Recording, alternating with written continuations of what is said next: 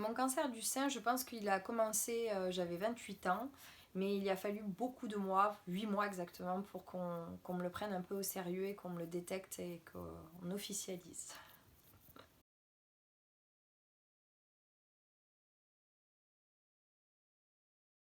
Je m'en suis aperçue parce que j'avais très mal au bras, mais plutôt une douleur musculaire.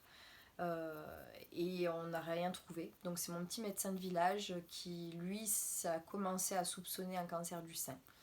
Voilà. Mais sinon, à la palpation, j'avais rien. Ça a été essentiellement de la douleur au bras droit. J'ai eu...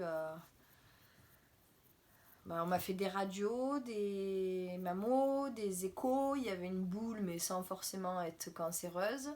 Je me suis battue auprès de mon médecin pour que on enlève cette boule, puisqu'elle n'avait rien à faire là et qu'on ne savait pas l'analyser. Il y a eu 9 biopsies, c'était douteux, mais on ne savait pas vraiment. Donc du coup, j'ai demandé à ce qu'on l'enlève. Et quand on l'a enlevé, on s'est aperçu que c'était un cancer. Je voyais essentiellement sa bouche bouger. Et j'ai compris qu'il se passait quelque chose, mais je me suis mis dans un mutisme et dans un monde parallèle où plus rien ne sortait. Donc c'est à ce moment-là qu'il a appelé un membre de ma famille pour expliquer. Et c'est le membre de ma famille qui après m'a confronté à la réalité. Mais je n'entendais plus rien. C'était fini. Blackout. Ça tu m'as coupé. J'ai souvent réfléchi beaucoup comment lui dire et en fin de compte, oui, je lui ai tout expliqué. Qu'est-ce que était le cancer, comment on le soignait, qu'est-ce qui pouvait m'arriver. Et c'est même elle qui m'a tondu les cheveux à 3 ans. Donc on partait à la guerre ensemble. Quand c'est des vrais, ils sont encore là. Donc ma famille, mes amis. Et puis les faux, je les ai jamais revus. Donc ça fait un grand, grand tri. Petit nettoyage de printemps, ce cancer. En premier, les opérations. Donc j'ai eu 4 ou 5 opérations. La chaîne ganglionnaire, la chaîne ganglionnaire, l'ablation, re-ablation du deuxième, reconstruction, mais re-reconstruction. Voilà, c'est beaucoup d'opérations. Ensuite, beaucoup de chimio. Donc j'ai eu 9 mois de chimio, une quarantaine de rayons. Donc ça, c'est tous les jours. Ensuite, de l'hormonothérapie et un traitement aussi de castration chimique par piqûre. Et voilà, maintenant ça fait 1 an que tout est terminé. Ma famille a été très très présente. Ma fille, ça a été ma force de me battre à chaque instant.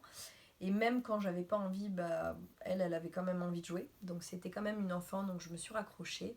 Et l'humour noir, parce que je me suis dit que si j'avais un coloc qui me détruisait, il fallait bien que je le renomme. Donc je le renommais, je lui parlais et je le menaçais. Et en fin de compte, c'est moi qui ai gagné. Son petit nom, c'était quoi? Fernand. Voilà, je l'avais renommé Fernand, parce que je cherchais un prénom que j'aimais pas. Donc j'aimais pas ce prénom, et j'avais renommé ma chimio, je l'avais appelée Edith Paf, parce que j'adorais Edith Piaf. Donc du coup, elle se battait contre lui, j'avais 2 colocs qui se battaient dans mon corps.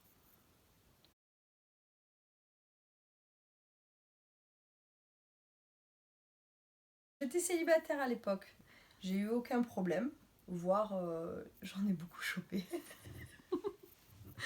Voilà. Un homme a peur de rien, donc si on lui plaît, il se lance, il essaye. Et moi, j'étais une femme. Avec ou sans cheveux, j'étais quand même une femme. Il m'a énormément apporté, il m'a changé ma vie.